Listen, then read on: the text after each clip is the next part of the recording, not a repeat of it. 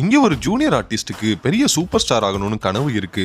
அந்த சினி இண்டஸ்ட்ரியில இருக்கிற ஒரு டாப் ஹீரோயினை இவன் ஒன் சைடா லவ் பண்றான். ஒரு நாள் ஷூட்டிங் நடக்கிற விபத்துல இருந்து அந்த ஹீரோயினை இவன் காப்பாத்துறான். அதனால அந்த ஹீரோயினும் இவன் கூட பேச ஆரம்பிக்கிறாங்க. தன்னோட காதல சொல்லலாம் நினைக்கிறப்பதான் அந்த ஹீரோயின் ஒரு ப்ரொடியூசரை லவ் பண்ணி பிரெக்னெண்டா இருக்கிறது தெரிய வருது. அந்த ப்ரொடியூசரோ அந்த ஹீரோயினை கல்யாணம் பண்ணிக்காம இருக்கிறதுக்காக அவளை ஒரு செட்டுக்குள்ள வச்சு கொளுத்தி விட்டுடுறான். நெருப்புல மாட்டிக்கிட்ட அந்த ஹீரோயினை இந்த ஜூனியர் ஆர்டிஸ்ட் காப்பாத்த போகிறான். ஆனா அதுக்குள்ள அந்த செட்டு வெடிச்சு அந்த ஹீரோயின் இறந்து போயிடுறா. அடிப்பட்ட இவனை ஒருத்த கொண்டு போய் ஹாஸ்பிட்டல்ல சேர்க்கிறான். ஹாஸ்பிட்டல்ல சேர்த்தவனுக்கு குழந்தை பிறக்குது. அதே நேரம் இந்த ஜூனியர் ஆர்டிஸ்டும் இறந்து போயிடுறான். அன்னைக்கு ஹாஸ்பிட்டல்ல பிறந்த குழந்தை 30 வருஷத்துக்கு அப்புறம் அந்த ஜூனியர் ஆர்டிஸ்ட் மாதிரி இருக்கு. ஆனா இப்ப இவன் பெரிய சூப்பர் ஸ்டாரா இருக்கான். ஒரு நாள் பார்ட்டில அந்த ஹீரோயினை கொண்ட ப்ரொடியூசரை பாக்குறப்ப முன்ஜென்மத்துல நடந்ததெல்லாம் இவனுக்கு ஞாபகத்துக்கு வருது. இப்ப அந்த ப்ரொடியூசர் வாயாலேயே உண்மையை ஒத்துக்க வைக்கிறதுக்காக இவன் போன ஜென்மத்துல நடந்ததெல்லாம் படமா எடுக்க நினைக்கிறான். முன்ஜென்மத்துல இருந்த ஹீரோயின் மாதிரியே ஒரு பொண்ணை இப்ப பாக்குறான்.